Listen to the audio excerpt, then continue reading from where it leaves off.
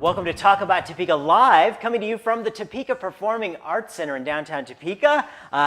We have got a great Food Flair and Fun segment for you, brought to you by Field of Greens, downtown's healthy spot for lunch every business day. We're focusing on the Topeka Gem and Mineral Society today. I'm your host, Chris Schultz, and we've got three very good-looking guys over here ready to tell you all about some really good-looking gems and minerals. We've got Jason. How you doing, Jason? Doing well. And Brad's over there. How you doing, Brad? Peachy. Dave, how are you? I'm doing great. Excellent. Okay, so let's talk a little bit about Topeka Gem and Mineral Society.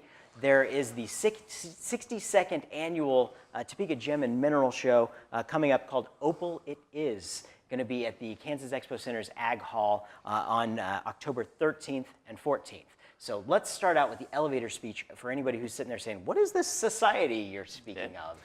Well, the Topeka Gem and Mineral Society exists to share the love of lapidary, making jewelry, and rocks, minerals, and fossils, not just from Kansas, but from around the world.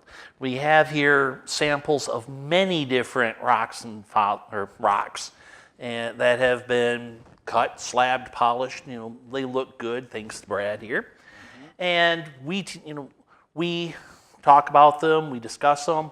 We learn how to do things with them.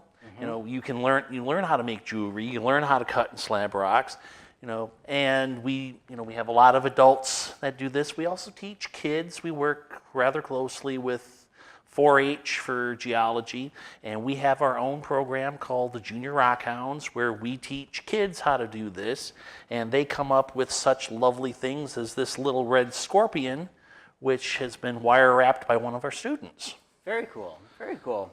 And I want to talk a little bit about what got you guys involved with the Topeka Gem and Mineral Society. Brad, why don't you start? I'm involved mainly because of our Junior Rockhound program. Mm-hmm. Trying to further, it's a very good curriculum on sciences, different types. It's a program that's offered nationwide. There's 20 different classes. From kids from 6 to 18. We've turned out a few young'uns that have gone through the entire program. It's not a cakewalk. Yeah. They can earn little badges and patches as they advance through the program, but what they're really doing is getting a very good education that they may not get elsewhere. Mm-hmm. And what's your background as far as your interest that brings you to Gem and Mineral Well, Society? I've been hunting rocks here since I was a little kid. I got my first tumbler when I was like 10 years old. And what kind of ammo do you use when you're hunting rocks? my eyes. These guns. And as you get older, you can't hunt as much as you would like to, so you find the world, especially with internet now, you can find rocks and minerals from all over the world, which is fascinating, and dealing with the people from the different countries, finding and selling. I love the science of it.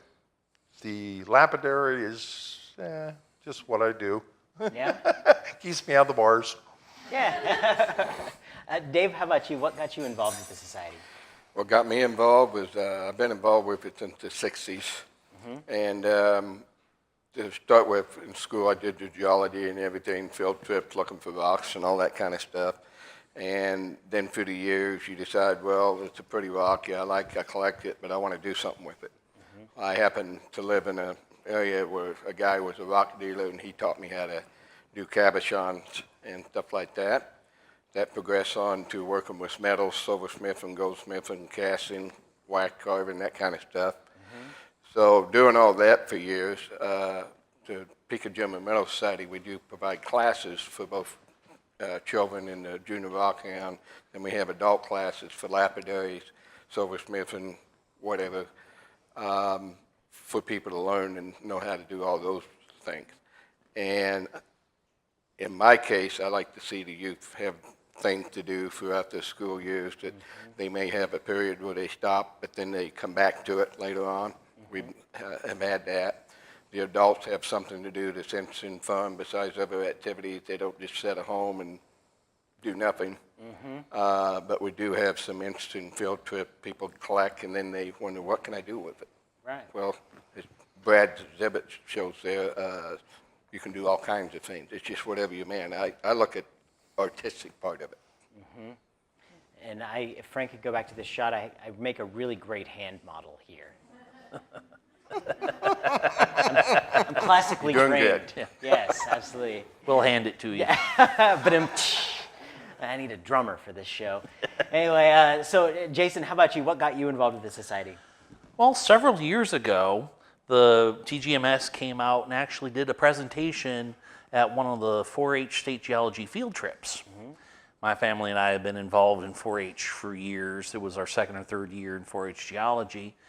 And all three of my boys decided that, wow, there's an entire side of geology we didn't know about. We want to get into it. And the rest, as they say, is history. Yeah. Okay, so tell us a little bit about what folks who come out to the shows see. I mean, we're in 62nd year. This has been a long-standing thing. It's a tradition in the community. The shows, we have like between 19 and 21 dealers that come from all the different parts of the country, some of them from outside. They have all the different things needed as far as rough rock. They might have slabs, which is a rough rock cut and slab to do cabochon work with. We also do have people that do faceting as far as stones and stuff.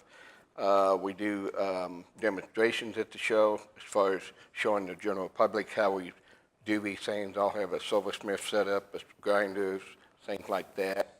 Brad and Jason have the Rockhounds thing set up to where the kids can come to that booth and do various activities. And we have a pebble pile, we have silent auctions, raffles. There's something for everyone. We try to pick up the dealers that will have the varied interests of all that come to the show, and if they have questions, they can come and ask us. Because we try to promote, like we say, the club, classes, and stuff like that. Yeah. So we have a pretty good turnout and a lot of good people, and we can actually, I have a spot where the kids come in, and I'll sit with them and have them actually do something. So to kind of tie them into it and see if they like it or not, and same with adults. Very cool. And it's a great place to start your Christmas shopping early. Yes. Absolutely. Oh, yes. Right yes. time of the year, and Make it yourself. You held it on my birthday, so if anyone would like to pick up any precious gems and minerals for me, Oh, there'll be some, yes. Oh, yes. I'll be 29 this year. So yeah, I want everybody to get out there, check out a long-time tradition. Why are you laughing? Anyway, a long-time tradition here in Topeka. The 62nd annual Topeka Gem and Mineral Show happening at the Ag Hall at the Kansas Expo Center. And check it out October 13th and 14th. It's going to be a great time. So thank you guys for coming by and telling us all about it. Thanks for all you do with the Topeka Gem and Mineral Society. Check out topekagms.org for the website. Find them on Facebook at Topeka Gem and Mineral Society. And we would like to thank our sponsors for making this happen. Of course, that's Field of Greens. It's downtown Topeka's best spot for a healthy lunch every business day. Your mom would be proud because our mom works there. So go enjoy it. So thank you guys. I really do appreciate you coming by. Thank you. And, Thank best you. of luck on a great show this year. Thank you. You bet. Appreciate it.